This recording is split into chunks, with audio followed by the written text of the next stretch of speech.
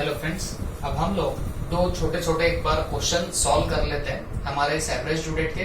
फिर there will be only last variety will be pending. सिर्फ एक ही वैरायटी फिर हमारी पेंडिंग रहेंगी, उसके 2-3 क्वेश्चन है एंड अगले लेक्चर में आप पकड़ के चलो वो सब क्वेश्चन हमारे पूरे कंप्लीट हो जाएंगे।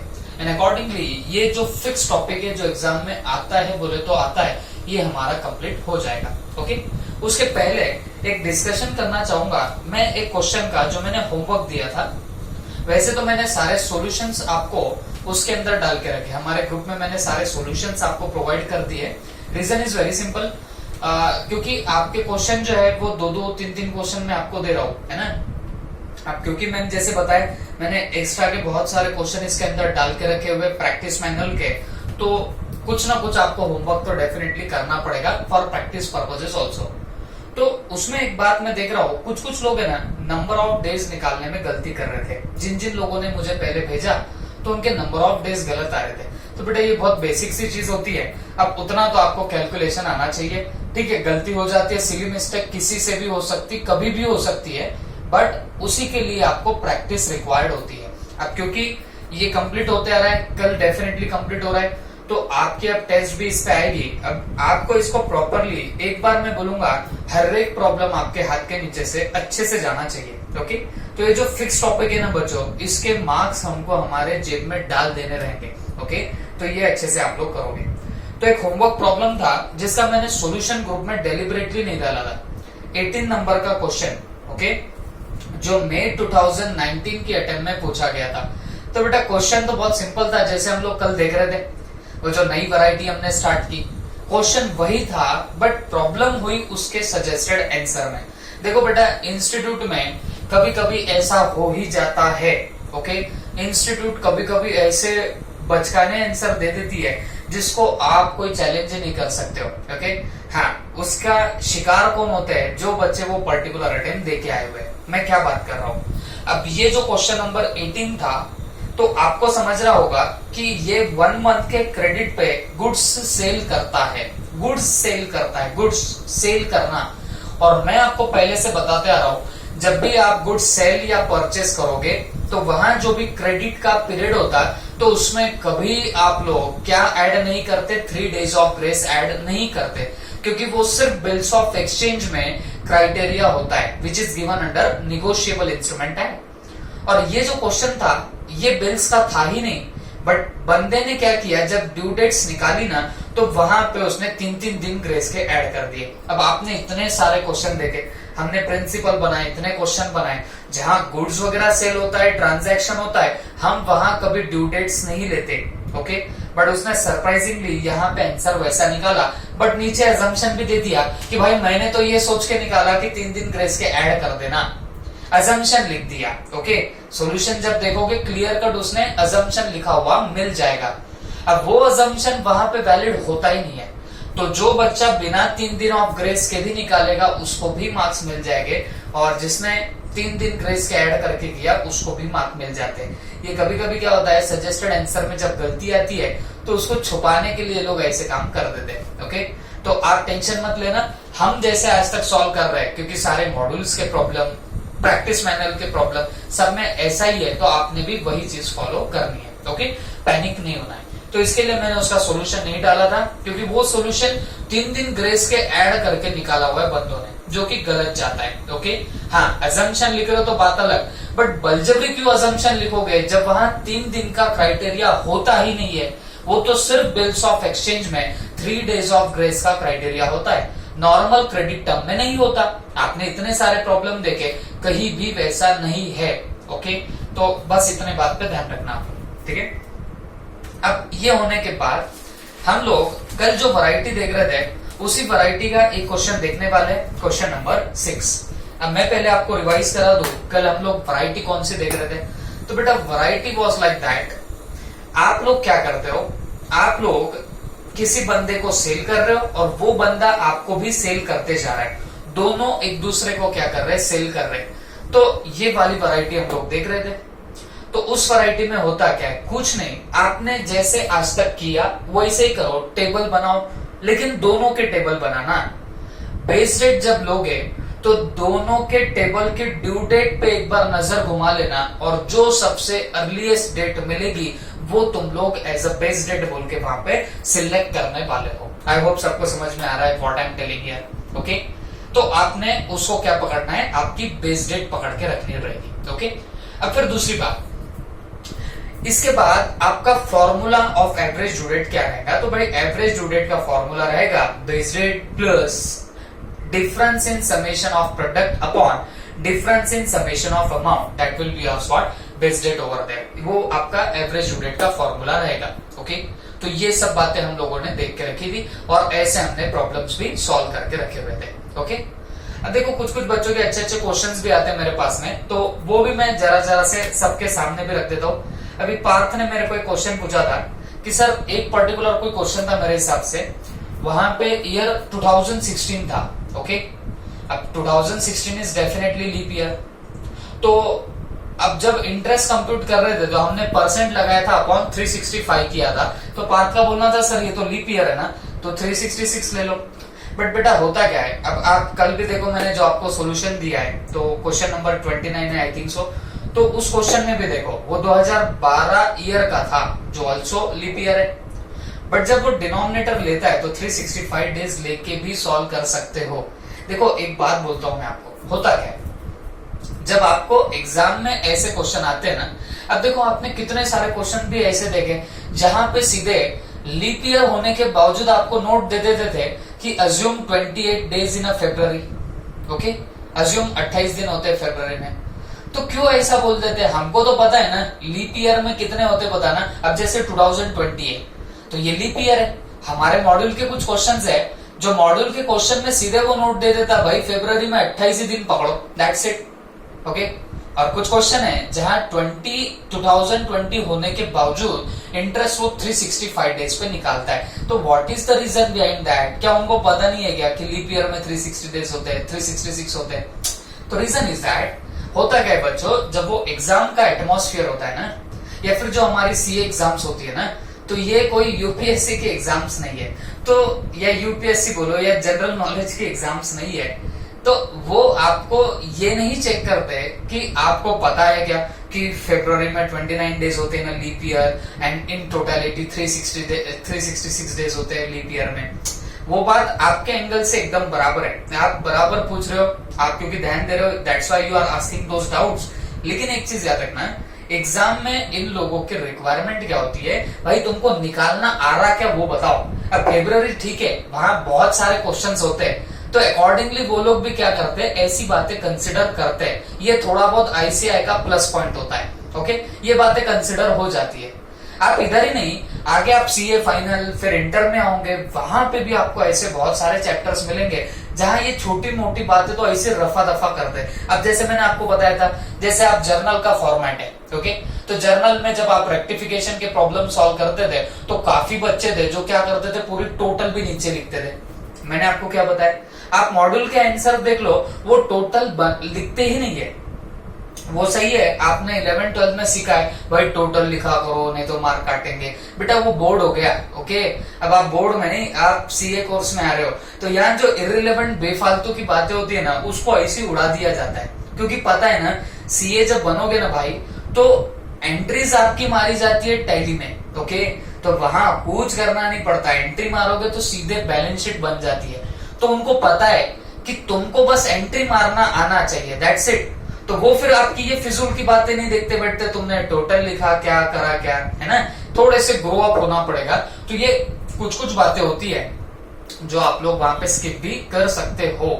लेकिन मैं एक ही बात बोलूंगा, आपको अगर बहुत प्रिसाइज होना है ना, बहुत प्रिसाइज होना है ना, अब जैसे मान लो पार्थ है, पार्थ ने जैसे बोला सर वो लीप ईयर था, अब अगर पार्थ को समझ गया कि ये लीप ईयर है, तो पार्थ ने बड़ा केयरफुल हो जाना। मैं पार्थ के थ्रू मैं सबको बताने की कोशिश कर रहा हूं, तो तुम सब लोगों ने केयरफुल हो जाना। ऐसे वक्त क्या कर देना, पता है ना लीप ईयर है, अब हमको तो पता नहीं उसके सजेस्टेड आंसर में क्या आएगा, तो हम लोगों ने हमारे तरफ से एक ही काम कर देना, एक प्रॉपर नोट लिख देनी। As it is a leap year, so it is considered that there will be 366 days in this particular year. एक छोटी सी नोट लिख दो, फिर कोई किसी में इतनी ताकत है ही नहीं जो आपका मार्क काट सके। ओके, तो ये चीजें आप लोग हमेशा ध्यान रखना। ओके, तो ये छोटी मोटी बातें होती है जिससे आपके मार्क्स जरा भी कटने नहीं चाहिए, तो आप ऐसी बातों का ध्यान रख सकते हो। एक आधी बार आपके दिमाग से स्किप भी हो जाए, है ना, हो जाता है भाई, एग्जाम में इतने भारी भारी क्वेश्चन आएंगे तो एक आधी चीज हमारे दिमाग से ही निकल जाए, तो वैसे बातों पे आपको बचाया जा सकता है।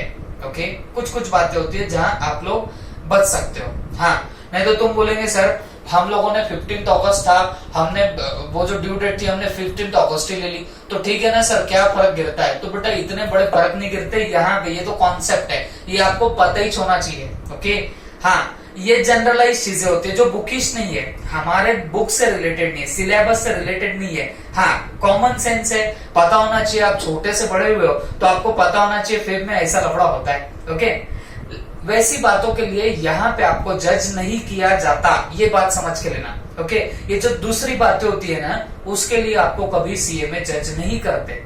तो इसके लिए भी आप सॉल्यूशंस देखोगे इंस्टीट्यूट के, तो बहुत जगह पे इंस्टीट्यूट क्या करती है, ऐसे अल्टरनेटिव आंसर देती है। आपको देखना है तो आप क्वेश्चन नंबर 29 का वो सॉल्यूशन देखना, वो इंस्टीट्यूट का ही सॉल्यूशन है भाई। मैंने जो आपको पिक सेंड किए है वो प्रैक्टिस मैनुअल के सॉल्यूशंस है, और प्रैक्टिस मैनुअल इंस्टीट्यूट के जो आंसर्स दिए गए हैं उसका बंच है। ओके, तो आप लोग वहां पे भी देख सकते हो।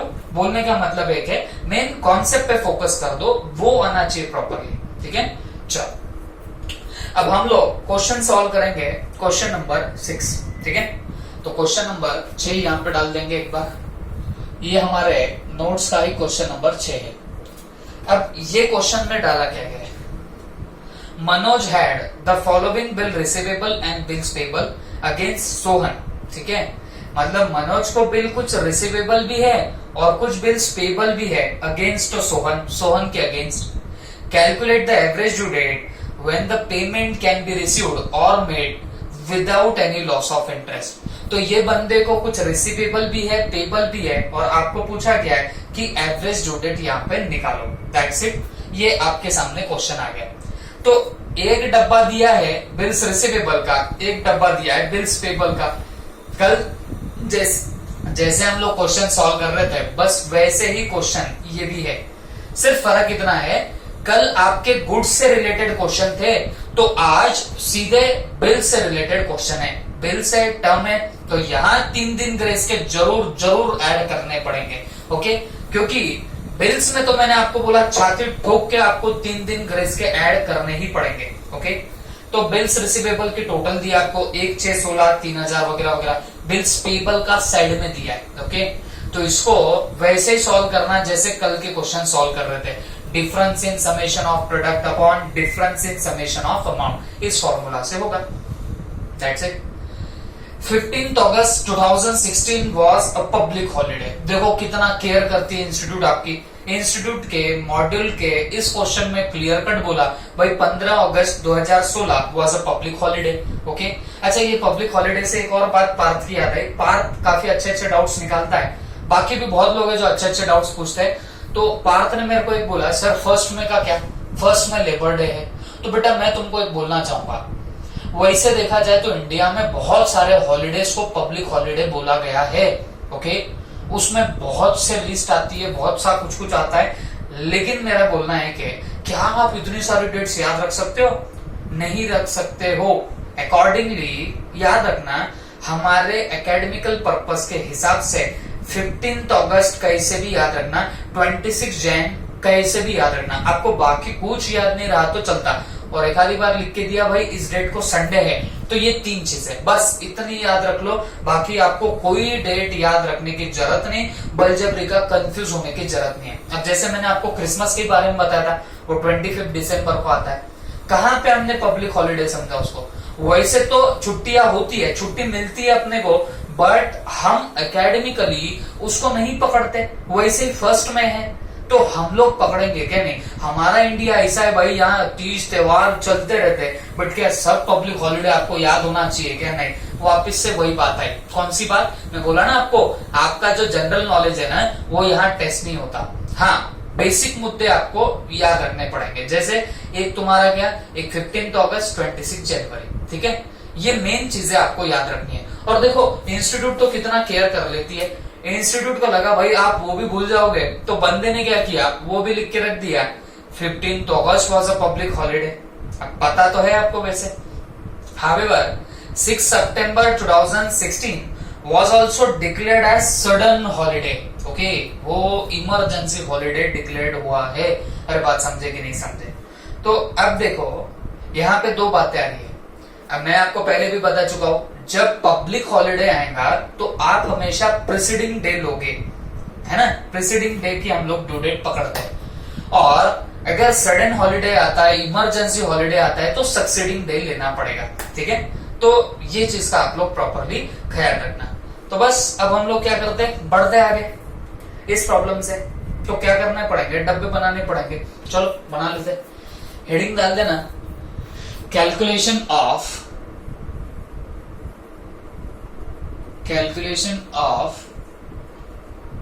Average due date.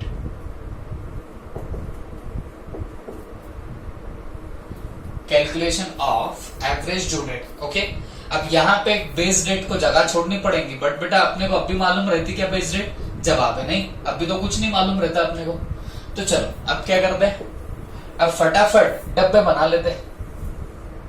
हाँ बोलो क्या आएगा. यहां पे आएगा डेट ऑफ बिल. ए बेटा बिल है, बिल ध्यान रखो. यहां पे है उसका टर्म. तो आपको यहां मिल सकती है क्या, अरे बोलो ड्यू डेट. ओके, यहां पे आपकी आएंगी अमाउंट, यहां पे नंबर ऑफ डेज. हाँ बोलो क्या, फ्रॉम बीडी बेस डेट. आप अच्छे से लिखा करोगे भाई. तो ये सब हमने यहाँ पे क्या बना के रखा है बताना, फॉर्मेट बना लिया. अब यहाँ पे मेरा क्या आने वाला है, प्रोडक्ट. That's it. और ये सब किसके लिए है, ये बिल्स रिसीवेबल के लिए कर रहा हूं, है ना. कल हमने देखा वो बंदा गुड्स सेल भी करता है, परचेज भी करता है, दोनों करता है ना. तो यहाँ बिल्स रिसीवेबल भी है, बिल्स पेबल भी है. तो ये डब्बे किसके लिए बना रहे अपन, बिल्स रिसीवेबल के लिए बना रहे. ओके ओके, कोई दिक्कत नहीं. तो बच्चों जो है अपने पास में वो पुट कर दो. क्या निकालना वो सोचेंगे, निकालना कोई बहुत बड़ी बात है नहीं यहाँ पे. तो बताओ मुझे डेट ऑफ बिल क्या क्या है. 1/6/16, 1/6/2016. इसका टर्म कितना, 3 मंथ्स का. अरे बोलो ड्यू डेट कितनी, बाद में निकालेंगे. अमाउंट लिख सकते हैं क्या, हाँ जी लिख सकते हैं 3000. उसके बाद 5 जून 2016, 5 जून 2016. यहाँ पे टर्म कितना है, 3 मंथ्स. और आप बोलना मेरे को अमाउंट यहाँ पे कितनी आने वाली है, 2500. उसके बाद 9 जून 2016 बताना टर्म यहाँ पे कितना, 1 मंथ. और अमाउंट कितनी आएगी, 6000. उसके बाद 12 जून 2016 और यहाँ पे 2 मंथ्स का टर्म आएगा और अमाउंट कितनी आने वाली बताना, 1000. और उसके बाद 20 जून 2016 3 मंथ्स का टर्म आएगा और 1500 की अमाउंट आएगी, 1500 की अमाउंट आएगी. That's it. अब क्या करेंगे, अब कुछ नहीं करेंगे. यहाँ पे अब आपको बिल्स पेबल के लिए भी सेम काम करना पड़ेगा. जो डेटा है मैं प्राइमरीली क्या कर रहा, वो डेटा से पुट आउट कर रहा हूं यहाँ पे. ओके, बाकी और कुछ काम नहीं हो रहा है. देखो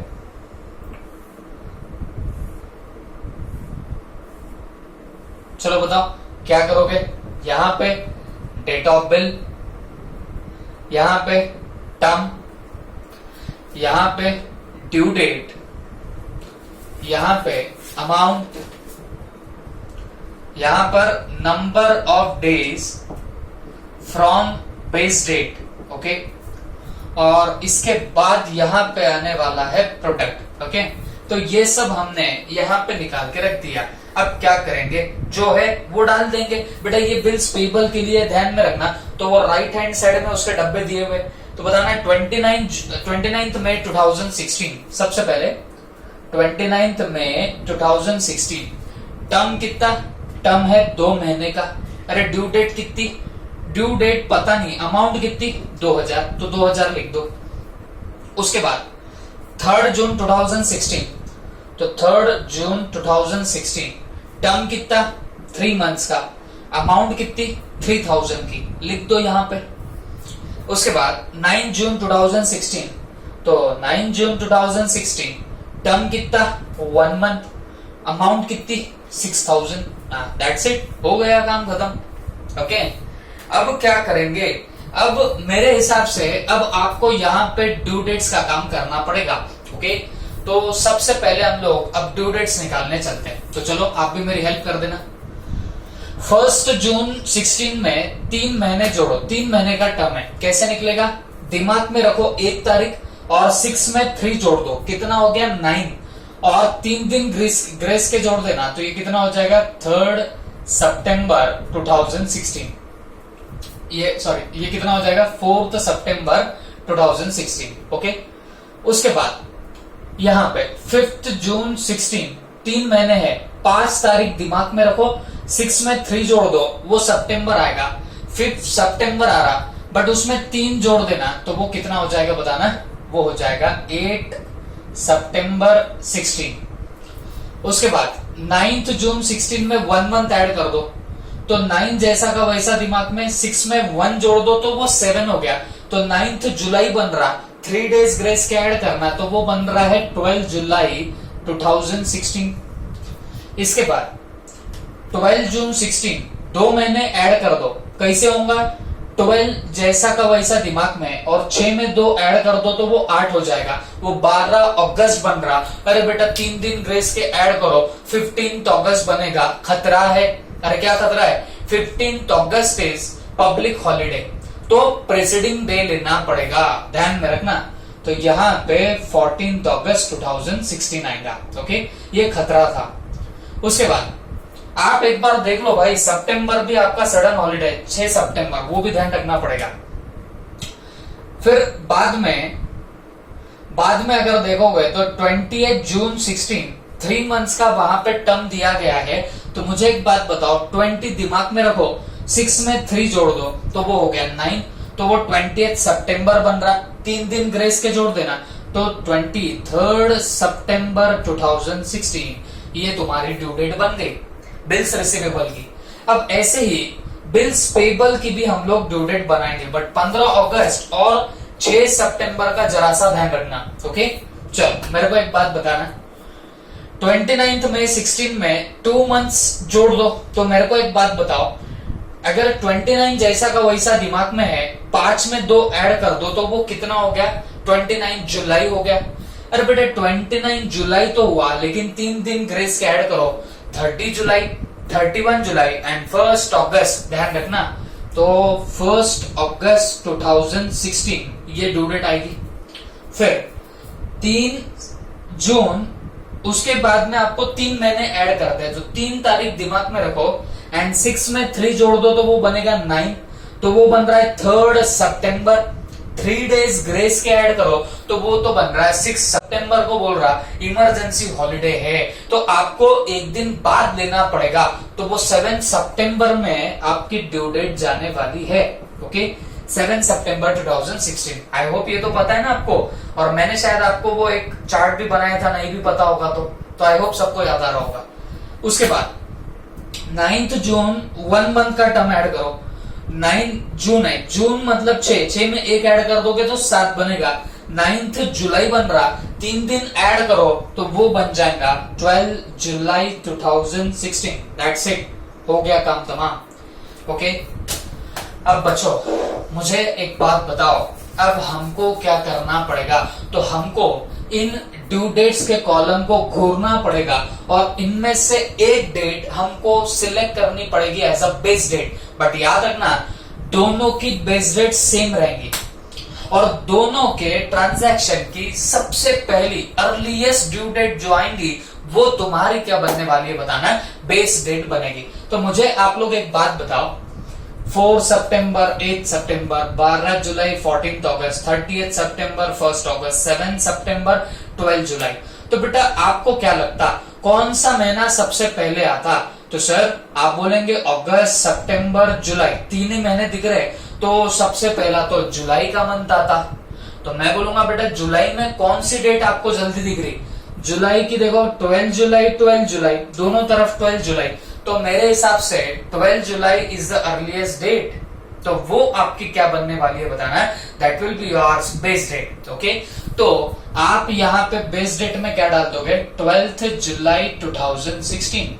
ये आपकी क्या आने वाली बताना, ये आपकी बेस डेट आने वाली है। अरे बात समझे कि नहीं समझे, आई होप दिमाग में क्या होगा। अब क्या करते, अब number of days from base date निकाल लेंगे। ओके चलो, अब सबसे पहले 12 जुलाई से 4 सितंबर कितना दिन दूर है, पहले बताओ। जुलाई में होते हैं 31 डेज, उसमें से 12 निकाल दो, बचे कितने 19 days of July and August के 31 डेज ऐड करो 19 में 31 और सितंबर के 4 डेज, तो टोटल 54 डेज दूर है। ओके वापिस है 12 जुलाई से 8 सितंबर कितना दिन दूर है। बेटा वो कुछ लोग ऐसे जो टेक्निक यूज कर रहे हैं ना, वो फेल हो रहे बार बार। वापिस से ध्यान दो, जिनको टेक्निक सीखनी है। कैसे सुनो, 12 जुलाई से 4 सितंबर 54 डेज आ रहे, तो 4 सितंबर से 8 सितंबर तक जाओ, कितना दिन दूर है, 4 डेज दूर है। कुछ बच्चे क्या कर देते, यही 4 दिन यहाँ पे निकाल लेते। पता है मेरे को एक आधी बार गलती से भी होता होगा, बट ध्यान रखना है। अब ये कितना दिन दूर है, 4 डेज दूर है। तो लेकिन बेटा अपने को इसको किससे कितना दूर देखना है, 12 जुलाई से ये 8 सितंबर कितना दिन दूर है वो देखना है। यहां से तो हमको पता 4, तो 4 आप लिखेंगे क्या, नहीं, वो 4 डेज यहां से दूर है और 4 सितंबर यहां से 54 डेज दूर था। तो आपने क्या करना, ये इसके बीच की दूरी 4 डेज और ये 54 डेज, तो टोटल मिला के ये 58 डेज दूर है। और नहीं समझता तो दिमाग को तानने लेना, सीधा क्या करना, 12 जुलाई से 8 सितंबर तक आ जाना। बोलो जुलाई में कितने दिन बाकी, तो बेटा 31 डेज होते हैं जुलाई में, उसमें से 12 माइनस कर दो, कितने बचे 19, जुलाई के 19। अगस्त में कितने रहते हैं 31, और आई होप ये तो सबको पता होगा अगस्त में कितने रहते हैं, जुलाई में कितने रहते हैं, प्लस सितंबर में कितने दिन 8। तो देखो ऐसा भी किया तो 58 ही आता, तो ये 58 आ गया। 12 जुलाई से 12 जुलाई कितना दिन दूर है, 0 डेज। 12 जुलाई से 14 ऑफ अगस्त कितना दिन दूर है, तो बेटा आप बोलेंगे सर जुलाई में तो 31 डेज होते, उसमें से 12 माइनस कर दो तो जुलाई के 19 बचे सर, और अगस्त के 14 ले लो, तो दिस कम्स टू कितना 33 डेज। ओके कितना आएगा 33 डेज। अब क्या करते हैं, 12 जुलाई से 23 सितंबर, तो जुलाई के बचे 19 डेज, अगस्त के है 31 डेज एंड सितंबर के 23 डेज, तो ये कितना दिन दूर है, 73 डेज दूर है। ओके इसका भी एक बार नंबर ऑफ डेज निकाल लो, तान चला जाता, प्रोडक्ट करने में मजा आएगा। ओके चलो बोलो, 12 जुलाई से 1 अगस्त कितना दिन दूर है, जुलाई के बचे 19 डेज प्लस अगस्त कर लो 1 दिन, तो ये भाई 20 दिन दूर है। उसके बाद 12 जुलाई से 7 सितंबर कितना दिन दूर है, तो आप क्या करना, जुलाई के बचे 19 डेज, ओके, अगस्त के ले लेना 31 डेज एंड सितंबर के लेना कितने 7 दिन, तो ये टोटल कितना आएगा 57 डेज। अरे बात समझे कि नहीं समझे। उसके बाद 12 जुलाई से 12 जुलाई कितना दिन दूर है, तो आप बोलेंगे सर ये तो 0 डेज दूर है। ओके तो दैट्स इट, ये हमने क्या कर दिया, ये पूरा काम यहाँ पे तमाम कर दिया। अब आपको क्या करना है, अब बड़ा ही सिंपल सा काम करेंगे, सीधे सीधे उठाएंगे और प्रोडक्ट करते जाएंगे, और प्रोडक्ट करके आपको पता ही है वो फॉर्मूला में डालना है हमको। ओके तो चलो फटाफट करने लग जाते हैं। बताओ 3000 इंटू क्या करेंगे 54, तो ये कितना आता है 1,62,000। उसके बाद 2500 इंटू 58 145, तो 1,45,000। ये तो भाई कैलसी पे भी 0 ही आएगा। ये वैसे 33,000 आता, लेकिन फिर भी देखो भाई आप आराम से करना, क्योंकि आप लोगों का एक आधी बार यहाँ वहां 0 हो गया तो फिर काम हो जाएगा। तो कैलसी दिया है तो यूज कर लिया करो। फिर 1500 into 73 that comes to 1,09,500। Okay तो ये हमने सारे क्या निकाल लिए, पूरे के पूरे प्रोडक्ट्स निकाल लिए। ओके तो क्या मैं इसकी टोटल कर सकता हूं, बाद में करेंगे। इसका भी प्रोडक्ट निकाल लो फटाफट, 2000 इंटू 20 दैट कम्स टू 40,000। उसके बाद 3000 इंटू 57 1,71,000। तो उसके बाद ये तो भाई जीरो ही आएगा। अब क्या करते हैं, अमाउंट की टोटल प्रोडक्ट की टोटल दोनों की टोटल ले लेते हैं। ओके तो चलो करते हैं 1,62,000 plus 1,45,000 plus 33,000 plus 1,09,500 that comes to 449,500। Okay वैसे ही अमाउंट्स की टोटल ले लो 3,000 प्लस 2,500 प्लस 7,000 प्लस 1,500 कितना आ रहा है बताना, 14,000। इनकी ले लो फटाफट 40,000 प्लस 1,71,000 तो दिस कम्स टू 2,11,000। और उसके बाद 5 और 6 11 कैलसी पे भी कर सकते हो, वैसे 11,000 आ जाएगा। ओके तो ये तुम्हारा पूरा क्या बन गया, ये वाला काम खत्म। अब क्या करने का, एवरेज ड्यू डेट निकालने का। एवरेज ड्यू डेट चलो बताओ what is the formula, base date हाँ plus difference in sum of product upon difference in sum of amount. तो बताओ बेस डेट आपने क्या सिलेक्ट की थी, 12 जुलाई 2016 प्लस डिफरेंस इन प्रोडक्ट।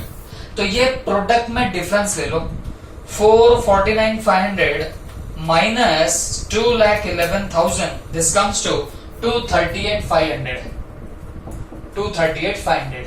अब डिफरेंस इन अमाउंट ले लो, ये अमाउंट की टोटल कितनी है या इनका डिफरेंस कितना आएगा, तो ये आएगा 3,000। ओके तो 12 जुलाई 2016 प्लस इनको डिवाइड कर लो तो दिस कम्स टू 79.5। तो इसको 80 डेज पकड़ते हैं हम लोग। तो 12 जुलाई 2016 प्लस 80 डेज, तो बताओ 12 जुलाई में 80 दिन ऐड करके, तो जुलाई के आपके बचे 19 डेज। ओके जुलाई के कितने 19 डेज बचे, प्लस अगस्त के लेंगे 31 डेज, तो वो होते 50 डेज। और जब आप सितंबर के 30 डेज लोगे तो जाके आपके 80 डेज हो जाते हैं। मतलब तुम्हारी एवरेज ड्यू डेट क्या निकल के आई, 30th सितंबर 2016। This will be your average due date. I hope सबको पल्ले पड़ा होगा, ठीक है, प्लीज नोट इट डाउन।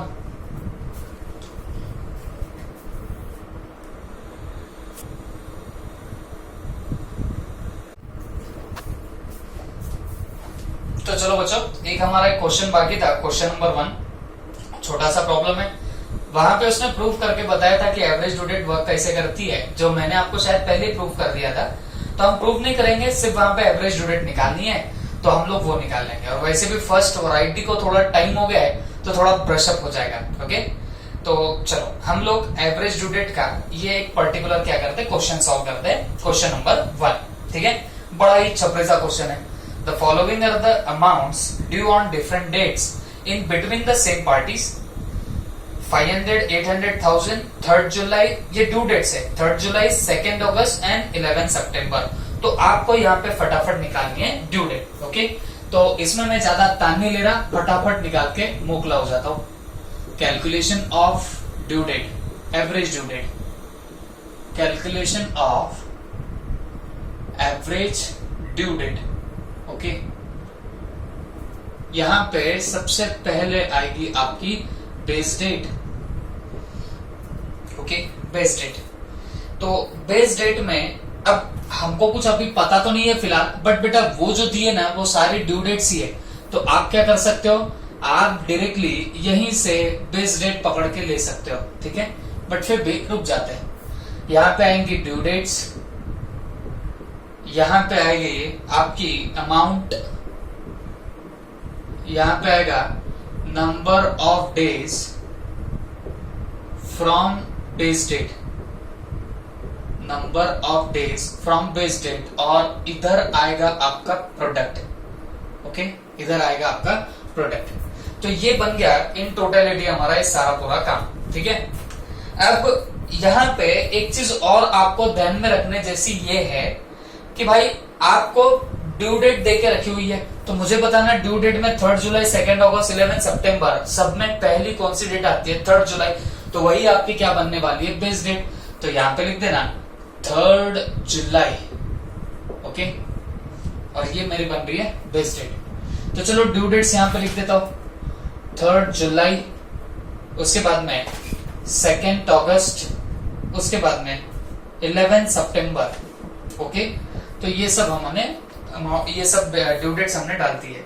अब अमाउंट्स लिख लो 500, 800, 1000, तो लिख लेते हैं 500, 800 एंड 1000, ठीक है। अब चलो निकालो number of days from the base date. तो 3 जुलाई से 3 जुलाई कितना दिन दूर है, 0। 3 जुलाई से 2 अगस्त कितना दिन दूर है, जुलाई में रहते 31 डेज, उसमें से 3 माइनस करो तो बचे 28 days of July and 2 days of अगस्त, तो ये होता 30 डेज। 3 जुलाई से 11 सितंबर कितना दिन दूर है, तो मुझे एक बात बताना है, जुलाई के आपके लेंगे 28 डेज, अगस्त के 31 एंड सितंबर के 11, दैट कम्स टू कितना 70 डेज, ओके। अब उसके बाद 500 इंटू डैश डैश 800 इंटू 30, तो ये कितना आता है बताना 24,000, और 1000 इंटू 70, दिस कम्स टू कितना 70,000, दैट्स इट।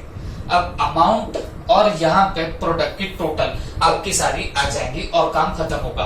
तो बताओ मेरे को अमाउंट की टोटल कितनी, 500 plus 800 plus 1000, this comes to 2300। अब यहां से 24,000 प्लस 70,000, दिस कम्स टू कितना 94,000, ओके। तो एवरेज ड्यू डेट का फॉर्मूला आपको पता ही है, average due date is equal to base date plus summation of product upon summation of amount, okay. अब बेस डेट आपने क्या सिलेक्ट किया है 3 जुलाई, प्लस समेशन ऑफ प्रोडक्ट कितना है 94,000, समेशन ऑफ प्रोडक्ट 94,000, और समेशन ऑफ अमाउंट कितना आएगा 2,300, ओके। तो ये कैसे आएगा 3 जुलाई प्लस आप लोग यहाँ पे 94,000 अपॉन 2,300 कर दोगे तो ये कितना आता है बताना 40.87। तो सीधे सीधे बोलो तो ये 41 डेज हो जाएंगे। तो 3 जुलाई में आप 41 डेज ऐड कर दोगे, ओके। जुलाई में होते हैं कितने डेज 31, और 31 में से जब आप 3 माइनस करोगे तो होगा 28 days of July, and August के होते कितने, वैसे तो 31 होते हैं। देखो जुलाई के आपके बाकी है 28 डेज, ठीक है, और आपको चाहिए 41 डेज का टोटल। तो 41 में से 28 माइनस करो तो जब 13 डेज ऑफ अगस्त लोगे तब जाके आपका 41 का आंकड़ा पूरा होगा। इन शॉर्ट आपकी एवरेज ड्यू डेट निकल के क्या आएगी बताना 13 अगस्त, ओके। ये हमारी आएगी एवरेज ड्यू डेट, ओके। तो ये सब चीजें यहाँ पे आ जाएंगी। अब बच्चों ये रहा यहाँ तक का part. Tomorrow we are going to complete this particular topic, ये हमारा टॉपिक निपट ही जाएगा, ओके। अब कुछ इंपॉर्टेंट बातें आप लोगों से डिस्कस करनी है बच्चों। इंपॉर्टेंट बातें किस चीज में देखना है, कैसे देखना है, अब सुन के लो मेरी बातें, है ना। अब एकदम रिलैक्स हो जाओ और कुछ देर तक मेरे को सहन कर लो, ओके। सुनो अब बच्चों, ये जैसे लॉकडाउन हुआ था, ओके, तो लॉकडाउन के बाद अपने को जैसे पूरा ड्रामेटिकल आपको पता है, बस आगे आगे आगे आगे लॉकडाउन एक्सटेंड होता गया, है ना। तो बेसिकली अपन ने लेट्स से मार्च से स्टार्ट किया था, बट मार्च से ऐसा पकड़ के चलो that was just trial and error, मतलब सिर्फ कर रहे थे भाई हो सकता है क्या ऐसा, बस वैसा चल रहा था, ओके। फिर उसके बाद क्योंकि लग रहा था कि एटलीस्ट अप्रैल से या फिर उसके आगे कहीं तो भी ओपन हो जाए, ओके। बट ये जो हमारा क्लासेस है, तो क्लासेस के लिए परमिशन लास्ट तक मिल ही नहीं रही है। अब ये तो आपको भी पता है, ओके। तो ये सिर्फ पोस्टपोन होने लग गया। अब कभी जब हम लोग मई के मंथ में थे तब ऐसा लगा एटलीस्ट जून तक होगा, फिर कभी लगा जुलाई तक होगा, कभी लगा अगस्त तक होगा, बट कुछ नहीं हो रहा, ओके। अब होता क्या है, एक नॉर्मली जो हम लोगों को प्रॉब्लम समझ में आई या स्टूडेंट से सुनने मिलता है, वो प्रॉब्लम एक ही होती है कि ये जो लेक्चर्स होते हैं तो ये बहुत ज्यादा देर देखे नहीं जा पाते, ओके। मतलब किसी का कुछ प्रॉब्लम होता है, आंखों का प्रॉब्लम वगैरह वगैरह, पता नहीं एन नंबर ऑफ आपके क्या होते हैं प्रॉब्लम्स होते हैं, but I can also understand that कि यार ये सब प्रॉब्लम डेफिनेटली होते हैं, ठीक है। तो अब ये सब प्रॉब्लम होने की वजह से प्राइमरीली हम लोग सोच रहे थे कि यार जब लाइव लेक्चर होंगे तो फिर अपन एक्स्ट्रा टाइम रख के ये सब कवर अप करेंगे, ओके। बट ये नहीं हो पा रहा है क्योंकि आपको भी पता है ये लॉकडाउन बस एक्सटेंड हो रहा है। तो now we will be doing one thing, हमारा जो लेक्चर्स टाइम रहेगा ना बच्चों, अब ये यहां से इंक्रीज होगा, क्योंकि वैसा देखा जाए तो ऐसा देखा जाए तो अपना सितंबर जो होता है, सितंबर पहले से डिसाइडेड होता है, जैसे आप लोगों से बात भी की हुई है। तो September will be our last point, सितंबर तक अपने को ये सब कंप्लीट करना है, ओके। तो फिर अकॉर्डिंगली यहां से थोड़े से जो लेक्चर साइज वगैरह रहेंगी ये हमारी इंक्रीज होने लगेगी, ओके। तो ये लेक्चर साइज इंक्रीज होंगी तो डेफिनेटली आप लोगों को अब तक का तब खत्म करना पड़ेगा। And now you have to be very very serious. आपके जो बैक में जितने भी चैप्टर्स हुए वो पूरे रिवाइज करो। वैसे तो अपन टेस्ट रखते ही, आपने देखा पोर्शन वाइज टेस्ट रखते हैं, फिर उसके बाद में अपन हाफ सिलेबस भी टेस्ट रखेंगे। वो सारी बातें होंगी, वो हमारे एंड पे रहेगा, बट आपको आपके एंड पे क्या करना है बच्चों, जितना हुआ ना उसमें आपको परफेक्शन लेके आना रहेगा, ओके। ये परफेक्शन आ गया ना बच्चों, तो हम लोग जो आपको वो 1 मंथ आपको प्रोवाइड करेंगे। कौन सा वाला 1 मंथ? जो अक्टूबर एग्जाम से पहले होता है, ओके। अब वैसा देखा जाए तो एग्जाम्स जो है, एग्जाम्स आपकी अप्रोक्स 10th नवंबर पकड़ के चलो, 10th नवंबर के करीब करीब आपके एग्जाम्स चालू होने, या 8 या 9 के करीब करीब आपके चालू हो जाएंगे। तो डेट वहां की रहेगी, ऐसा भी नहीं है कि 1 नवंबर से एग्जाम स्टार्ट होनी है। और उसमें भी सबसे बड़ा क्वेश्चन मार्क है कि एग्जाम होगी कि नहीं होगी, ओके। क्योंकि जितना सुनने में आ रहा था तो ये एग्जाम्स पोस्टपोन होने हैं दिसंबर तक, बट मैं उन कोई बातों पे बिलीव नहीं करता, अभी आपको कुछ नहीं बोलता। यहां से आप बूस्ट कर दो आपकी स्टडी, भाई एग्जाम कभी भी हो हमको तो देनी है ना, तो आप लोग उसके लिए चिंता मत करो एग्जाम कब होगी कब नहीं, आपको आपकी तरफ से पढ़ाई करनी है। तो आप ऐसा पकड़ के चलना, अक्टूबर का अगर हुआ थोड़ा बहुत एक्सटेंड तो अपना फर्स्ट वीक जो हो सकता है वहां तक एक आधी बार एक्सटेंड होगा। अपना फुल ट्राई रहेगा सितंबर तक कंप्लीट करने का, बट एक आधी बार थोड़ा सा सरका तो वो वहां तक सरक सकता है, जहां तक अक्टूबर के फर्स्ट वीक तक। तो बराबर आपके हाथ में 1 मंथ होता है। And I know very well 1 month is more than enough to study, more than enough हो जाता है, क्योंकि अपन जिस पैटर्न में जा रहे हैं, एक चैप्टर पे टेस्ट, फिर पोर्शन पे टेस्ट, फिर हाफ सिलेबस पे लेंगे, फिर फुल सिलेबस बाद में आएगी, और रिविजन्स भी अपने कंटिन्यू चलते हैं। तो ऐसे करोगे तो आपको 1 मंथ मोर देन इनफ होता है पूरा आपको स्टडी वगैरह करने के लिए, ओके, या पूरा रिविजन करने के लिए।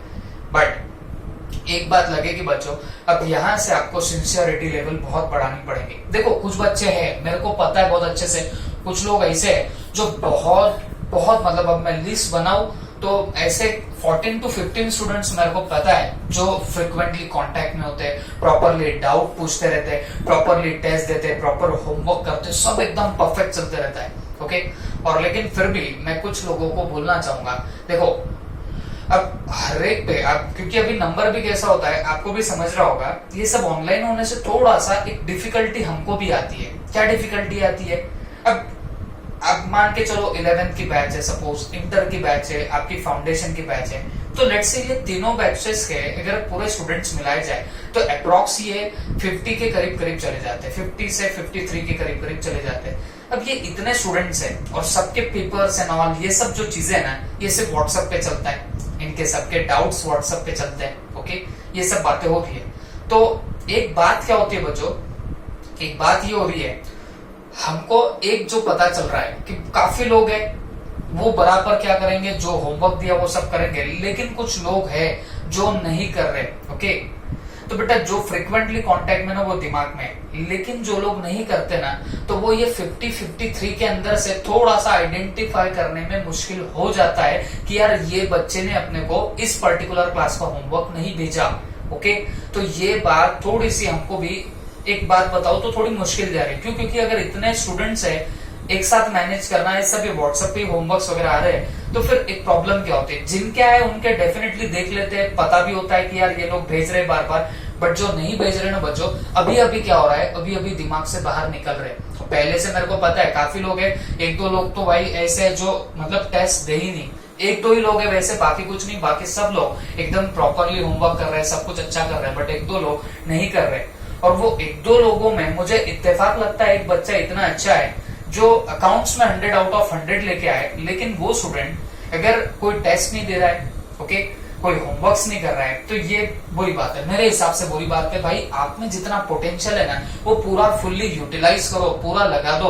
अब यहाँ से आपको बहुत गेयर अप करना पड़ेगा। अब कुछ लोग ऐसे थे, कुछ ऐसे सोच रहे थे कि यार सर एक बार लॉकडाउन खुल जाएगा तो हम फिर धनाक के एक साथ लग जाएंगे। अरे वो लॉकडाउन कब खुलेगा, लाइव लेक्चर कब स्टार्ट होंगे, आपको कुछ वेट नहीं करना है। आई डोंट थिंक कि हम कोई यहाँ पे कोई चीज छोड़ रहे हैं, मतलब ऐसा नहीं हो रहा है कि जो लाइव जैसा नहीं है।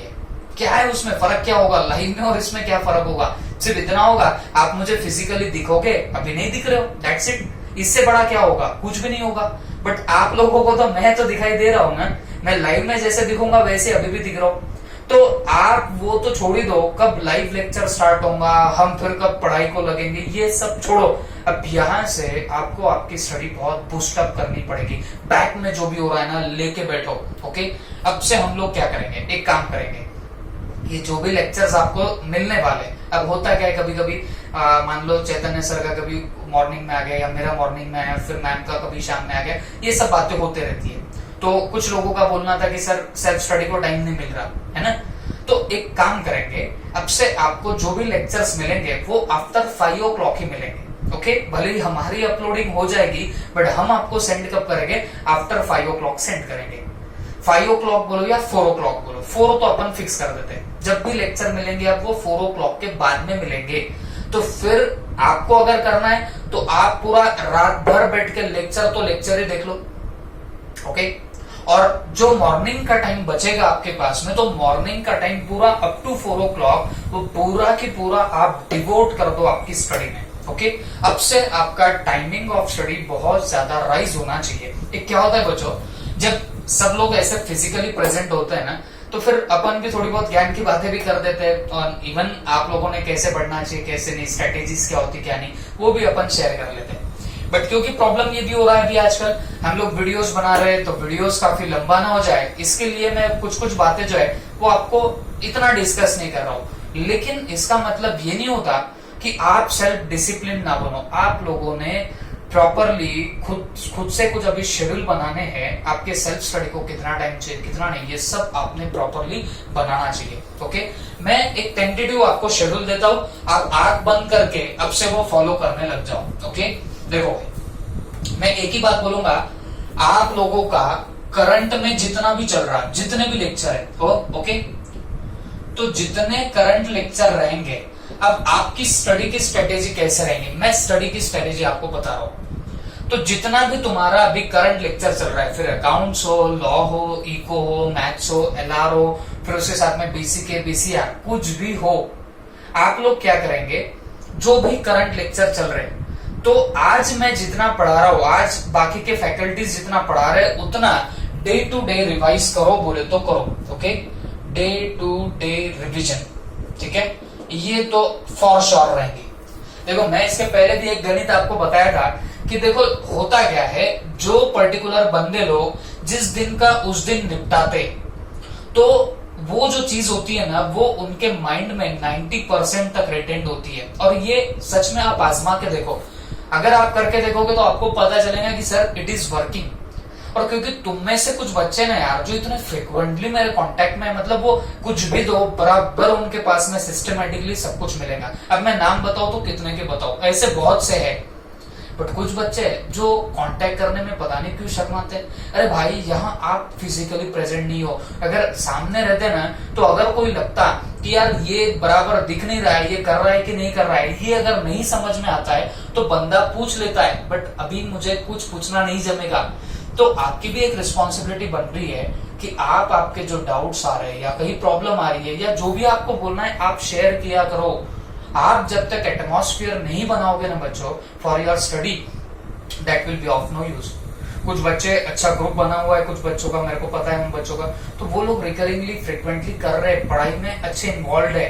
अब से आप इन्वॉल्वमेंट पूरी लेके आओ और करंट लेक्चर जो भी हो रहे हैं उसका आप डे टू डे रिविजन करोगे। आपका एटलीस्ट टाइम ऐसा पकड़ के चलो 2 hours का होना चाहिए। मैं ये बोल रहा हूँ एक्सेप्ट लेक्चर्स, मतलब जो लेक्चर्स आएंगे आपके तो वो हार्डली 5 to 6 आवर्स के रहेंगे। अब ये भी बात समझ के चलो, हार्डली 5 to 6 आवर्स के आपके लेक्चर्स रहेंगे, उससे ज्यादा नहीं रहेंगे। तो आपने काम क्या करना है, वो छोड़ के डे टू डे रिवीजन आपकी 2 आवर्स के एटलीस्ट तो भी होनी चाहिए।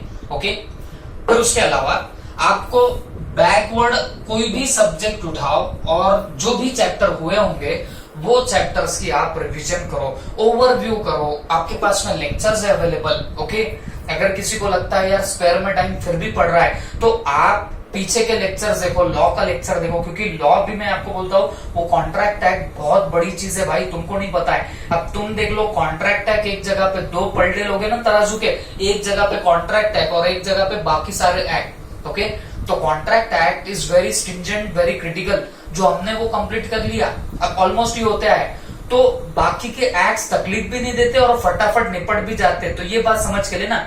तो आप कॉन्ट्रैक्ट एक्ट को अच्छे से करो, भले ही उसके आपको लेक्चर चाहिए तो लेक्चर लिंक्स तो आपके पास में पड़ी है, फिर भी एक आधा कोई लेक्चर नहीं मिल रहा है, लेक्चर लिंक इधर उधर गई है तो आप मुझसे कॉन्टेक्ट करो, I will provide you that lecture link. आप आपका स्पेयर टाइम खाली मत जाने दो, स्पेयर टाइम मिलना ही नहीं चाहिए आपको। अब से आपका एक ही काम होना, आप खाली बैठोगे ही नहीं, खाली टाइम में आपकी कुछ ना कुछ पढ़ाई शुरू रहनी चाहिए। या तो पहले तो करंट, ये सबसे फर्स्ट प्रायोरिटी में रहेगा। ओके, फर्स्ट प्रायोरिटी करंट जो लेक्चर चल रहा है उसमें क्या होमवर्क है, उसके अंदर क्या कॉन्सेप्ट चल रहे हैं, उसकी फटाफट आपने ब्रशअप करके रिवीजन करनी चाहिए। ये पहली बात हो गई। और सेकेंड प्रायोरिटी में जितना टाइम बच रहा ना भाई, उतना आपको बैकवर्ड रिवीजन में डालना पड़ेगा। ओके, बैकवर्ड रिवीजन में क्या करेंगे, एक मैं बताता हूँ, आपको पढ़ाई करने का तरीका सिखाता हूँ। अब जैसे अकाउंट जैसा सब्जेक्ट है, ओके, तो अकाउंट्स में अपन ने क्या किए, ऑलमोस्ट हर प्रॉब्लम अपन बोर्ड पे सॉल्व करते हैं। कुछ एक प्रॉब्लम में आपको होमवर्क देता हूँ जो डुप्लीकेट होते हैं, मतलब मैं बोलूंगा सिमिलर होते हैं। तो आप लोग क्या कर सकते हो भाई, आप लोग बैक में जाओ और आपके जो भी चैप्टर्स हो रहे हैं, अब वो जो चैप्टर्स हुए वो ऐसे चैप्टर है जो एग्जाम में फिक्स आते बोले तो आते ही है। ओके, तो जो भी चैप्टर हो रहे हैं तो वो चैप्टर के आप क्वेश्चंस लेके बैठो। और एक बात बताता हूँ, ये जो नोट्स है ना, ये नोट्स वैसे तो मोर देन इनफ है। ओके, बट इसके अलावा जैसे मैं बोल रहा हूँ, मेरी तरफ से टैक्समैन की बुक भी मिलनी है तो वो भी आपको मिलेगी। वो टैक्समैन की बुक इसलिए भी मैं थोड़ा डिले करके देता हूँ, रीजन इज वेरी सिंपल। वो जो बुक है उसके अंदर जो क्वेश्चंस है आप लोगों ने देखे, वो बिल्स ऑफ एक्सचेंज चैप्टर होगा तो उसमें कहीं बीआरएस का भी क्वेश्चन मिक्स होता है। ओके, और कोई आगे के भी चैप्टर के क्वेश्चन मिक्स होते हैं, तो उसमें आपकी पैनिकनेस ना बढ़ जाए, इसके लिए मैं वो आपको अभी बुक थोड़ा सा डिले कर रहा हूँ। थोड़ा जैसा टाइम गुजरेगा मैं आपको वो बुक भी for the purpose of practice दे दूंगा। ओके, तो ये मटेरियल आने तक, वैसे बोलूं तो भाई ये जो आपके नोट्स है ना, इंस्टीट्यूट का मटेरियल आप कहीं भी पूछ के देख लो। आप मतलब अभी तो फाउंडेशन में हो तो इसके लिए आपको लगता है सर ये रेफरेंस बुक उठाओ क्या, वो रेफरेंस बुक उठाओ क्या, बट जब आप थोड़े बड़े हो जाओगे ना, जैसे इंटर में जाओगे या फिर फाइनल में जाओगे, तो जब आप किसी आपके सीनियर से पूछोगे कि भैया हमने क्या करना चाहिए क्या नहीं, तो पहले तो जो ऐसे उठपटांग से एड़े वाले लोग होते वो तो बोलेंगे यार फाउंडेशन में इतना कहाँ पड़ता है, ये ऐसे बहुत मिलेंगे आपको। तो वैसों के बातों पर यकीन मत करना, बट जो जेन्युइन आपको एडवाइस देगा वो एक ही एडवाइस देगा, भाई कुछ भी कर, इंस्टीट्यूट का स्टडी मटेरियल कभी मत छोड़ना, ये एडवाइस आपको हमेशा मिलेगी। मैं ये जो नोट्स में पास्ट एग्जाम के क्वेश्चन डालता हूँ तो उसके पीछे एक रीजन होता है। रीजन इतना ही होता है कि आपको कॉन्फिडेंस में लेके बताना कि बेटा ये एग्जाम के क्वेश्चन देखो, और जो आप बाकी मॉड्यूल आरटीपी के क्वेश्चन देख रहे हो उसके साथ में वो मैच होता हुआ दिखाई देता है। तो ये आपका कॉन्फिडेंस बूस्ट करने के लिए कि भाई एग्जाम में ऐसा नहीं होता कि कुछ तो भी अलग आ जाता, कुछ नहीं आता है, आता आपके स्टडी मटेरियल और जो आपके आरटीपीज वगैरह है वही से आता है, बट वो आपको एकदम ढंग से आना चाहिए, कॉन्सेप्चुअली आना चाहिए, तो फिर कोई जरूरत नहीं रहेगी किसी भी चीज की। वैसे तो रेफरेंस बुक की भी जरूरत नहीं होती, बट मैं क्यों देता हूँ, मेरे को पता है फाउंडेशन में बच्चे बहुत खाली होते हैं, रिकामे होते हैं, और वो रिकामे बच्चे मेरे को पसंद नहीं आते। ओके, तो इसके लिए मैं पहले से भी एक ही ट्रेंड करता हूँ, जो बच्चे जो पहले भी जो हमारी बैचेस थी तो वो खाली नहीं दिखना मेरे को, इसके लिए मैं उन लोगों को ऐसे कुछ तो भी एडिशनल सप्लीमेंट्री मटेरियल दे दिया करता था। और उससे सेकेंड थिंग एक भी होता है कि आपका जो माइंड का लेवल है ना वो थोड़ा और बढ़ जाता है। ओके, तो ये इसके लिए मैं आपको वो एडिशनल बुक दूंगा। बट वो बुक आने तक एटलीस्ट आप आपके जो नोट्स है ना भाई, ये तो पूरे कंप्लीट करो जो आपके प्रीवियस भी चैप्टर हुए। फिर भले ही जर्नल हो, फिर ट्रायल बैलेंस हो, फिर आपकी बैलेंस शीट, सॉरी आपका बीआरएस हो, आरओई हो, अभी एवरेज ड्यू डेट हो गया। अब यहाँ से थोड़े से हम लोग ज्यादा टाइम लेंगे तो आपके खत्म होते हुए जल्दी दिखेंगे आपको चैप्टर्स, बिकॉज हम टाइमिंग यहाँ से राइज करेंगे। ओके, तो जितने भी चैप्टर्स हो रहे ना बैठ के, तो वो आप लोग एक बार देखो और तरीका मेरा सुन लेना।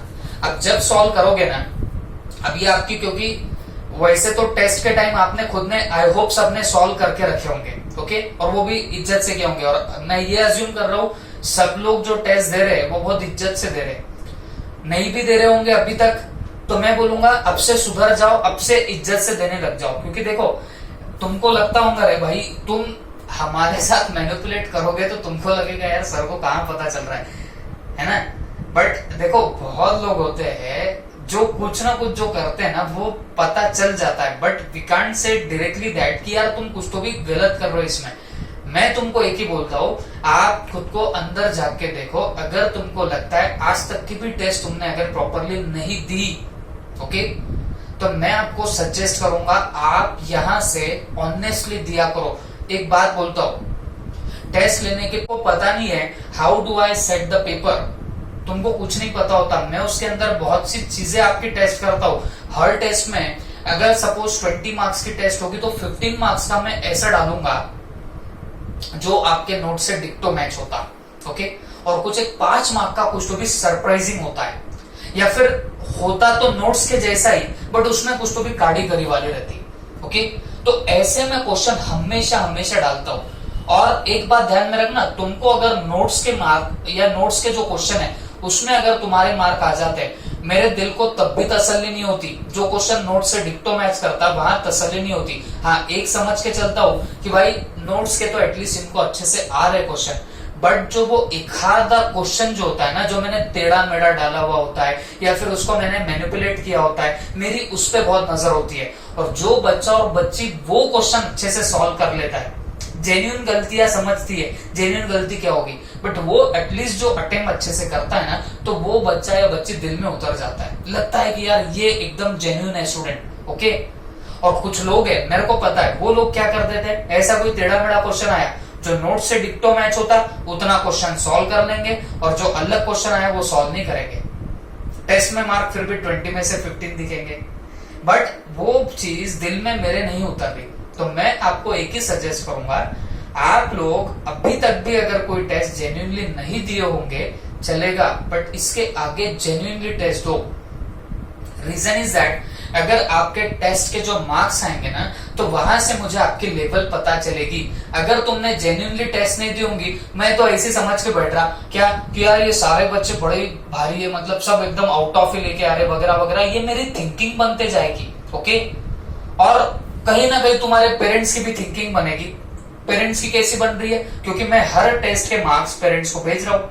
कुछ पेरेंट्स सरप्राइज हो रहे होंगे, कुछ पेरेंट्स सोच रहे होंगे यार अपने बच्चे या बच्ची को पहले तो कभी इतने मार्क्स नहीं आए और अभी कैसे इतने मार्क्स आ रहे हैं। तो ये सब बातें मेरे को भी पता है, ये हो रही है, बट मैं आपको अब तक डायरेक्टली बोल नहीं पा रहा हूं। तो मैं एक ही आपको सजेस्ट करूंगा, वो भले ही आपको बुरा लग रहा होगा, बट एक सजेशन मेरा एक ही है, आप लोग अब यहाँ से, अभी तक ठीक है आपने नहीं किया होगा चलेगा, बट यहाँ से अब क्योंकि और वेट वाले चैप्टर आएंगे, ओके, वहां पे फुल कंसंट्रेशन लगेगा, आपकी अंडरस्टैंडिंग इन डेप्थ लगेगी। यहां से आगे जो भी टेस्ट दोगे तो वो एकदम प्रॉपरली देना, जेन्युइनली देना, और कोई भी टेस्ट मिस मत करना, ओके। भले ही आपको मार्क्स कम आए, मार्क्स कम आएंगे, मैं जब टेस्ट के पेपर चेक करूंगा तो एटलीस्ट मुझे जजमेंट लगेगी तो कौन से एरिया में आपका इंप्रूवमेंट लाना चाहिए, अकॉर्डिंगली आई कैन वर्क। क्योंकि तुम जो टेस्ट पेपर दोगे उससे मुझे मेरा फीडबैक मिलता है, ये बात समझो। मुझे मेरा फीडबैक कैसे मिलेगा, देखो बहुत सिंपल बात होती है, एक आधा भी पॉइंट होता है ना, जो मान लो मैंने ऐसा समझ के चलो यार थोड़ा जान पे आ गया, मैंने 99% भी अगर एफर्ट डाल दिया, 1% का भी अगर एफर्ट कम रखा ना, तो मैंने आज तक देखा, आज तक की टेस्ट में, कि बच्चे लोगों का उधर ही पैर फिसलता जो जेन्युइनली टेस्ट देते थे, क्योंकि हमारे सामने टेस्ट देते थे वो लोग, तो पता होता था कि जहां हमने अगर 1% भी अगर जेन्युइनली नहीं किया तो बच्चे का पैर वहां पे फिसलता। तो तब से दिमाग में एक ही चीज है कि यार अपन ने अपने तरफ से एफर्ट्स पूरे 100% करना। तो तुमको बोलने का मतलब ये है, तुम्हारे जो पेपर्स होते हैं ना, उससे मैं मेरा फीडबैक लेता हूँ, मुझे समझता है कि यार ये बच्चे का यहाँ तकलीफ जा रही है, तो accordingly I can work for that, मैं वैसे वर्क कर पाऊंगा। ओके हाँ, लेकिन अगर समझ मेरे को ऐसे दिख रहा है वही सभी आउट ऑफ ला रहे हैं, सभी एकदम जबरदस्त चल रहे हैं, मैं तो सोचूंगा कि यार सब बच्चे एकदम जबरदस्त है, इनको कुछ पढ़ाने की भी जरूरत नहीं है। ओके बट और इवन आपके पेरेंट्स भी वैसे सोच रहे होंगे, तो मेरा एक ही सजेशन है भाई, आप जो हो ना जेन्युइन बन जाओ और जेन्युइनली टेस्ट दो, यहाँ से सिंसियरली टेस्ट देना। ओके भले आपके पेरेंट्स तक मार्क जा रहे हैं, क्या होगा ज्यादा ज्यादा 2 गालियां खाओगे, बट अगर उस डर से आप अच्छे से पढ़ने लग जाओ, करने लग जाओ, डाउट्स पूछने लग जाओ, खत्म करने लग जाओ तब का तब, ये तो बात बहुत अच्छी रहेगी आपके लिए। और कुछ स्टूडेंट्स कर रहे हैं ना बच्चों, कुछ स्टूडेंट्स आपके ही साथ के बहुत अच्छे से काम कर रहे हैं, तो ये आपको समझना पड़ेगा एंड अकॉर्डिंगली आगे चल के वर्क करना पड़ेगा। देखो ये इतना भाषण देने की जरूरत मुझे आज क्यों पड़ रही है, मुझे आपको बोलना है कि हमारे एग्जाम फॉर्म की डेट आ चुकी है, मतलब एग्जाम फॉर्म्स फिलअप होने स्टार्ट हो चुके हैं राइट फ्रॉम टुडे, 5 अगस्त से चालू हो चुके हैं। ओके तो इसके लास्ट डेट है 28 अगस्त, तो यहां तक आपको ये एग्जाम फॉर्म फिलअप करने हैं। ठीक है तो देखो इसमें कोई एक्सपेरिमेंट मत करना। अब मैंने रजिस्ट्रेशन बहुतों को वीडियो डाल के बताया था भाई ऐसे रजिस्ट्रेशन कर सकते हो, तो बहुत लोगों के कुछ मैटर हुए, उसकी तकलीफ बाद में कहीं ना कहीं तुमको भी हो रही है, हमको भी हो रही है, बिकॉज मेरा आधे से ज्यादा टाइम तो मैं बोलूं यही सब चीजों में जा रहा है, मार्कशीट अपलोड करना, ये वो, किसके कुछ प्रॉब्लम किसका कुछ प्रॉब्लम। तो मैं एक ही बात बोलूंगा, हम कोई तो भी 2 दिन डिसाइड करेंगे, तो 2 दिन में हम लोग ये, आप जितने भी स्टूडेंट हो आप बिल्कुल भी ट्राई मत करो एग्जाम फॉर्म भरने का, हम लोग क्या कर देंगे हमारे तरफ से सारे एग्जाम फॉर्म फिलअप करके दे देंगे। ओके तो इसमें अपने पास में 3 लोग हैं, आकांक्षा मैम हो गए, चैतन्य सर हो गए, मैं हो गया, अपन तीनों लोग हैं, तो तीनों भी क्या करेंगे बताना, मिलके जल्दी जल्दी कर देंगे, तो अकॉर्डिंगली क्या होगा बताना, काम भी हो जाएगा और कुछ लफड़े भी नहीं होंगे। ओके वो रजिस्ट्रेशन में काफी लोगों के लफड़े पता है आपको, किसी में बात कर रहा हूँ, तो ठीक है जो भी चल रहा है, तो वैसे लफड़े इसमें ना हो, that's why I am talking that कि ये हम फिलअप करके दे देंगे। ओके क्योंकि पैनिकनेस आपको भी होती है और हमको भी होती है। ठीक है तो अकॉर्डिंगली अभी पढ़ने लग जाओ। ठीक है अब यहां से आगे एक प्रॉपर शेड्यूल बना, और जैसे मैंने आपको बताया कि हम लेक्चर्स इवनिंग में ही डालेंगे, तो आपके पास मॉर्निंग का पूरा टाइम स्पेंड खाली होगा for the purpose of your study. Okay तो अब जम के लग जाओ यहाँ से स्टडी करने को, क्योंकि लेक्चर्स टाइमिंग भी बढ़ेगी एज वेल एज तुमको पढ़ना भी अब यहाँ से ज्यादा पड़ेगा। ठीक है चलो थैंक यू।